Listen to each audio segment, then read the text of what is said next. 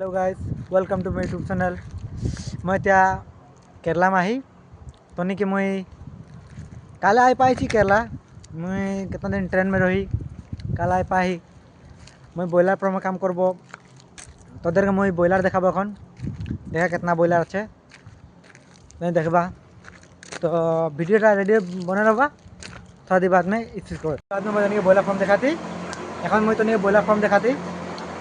एखे देखते पारबा broiler farm.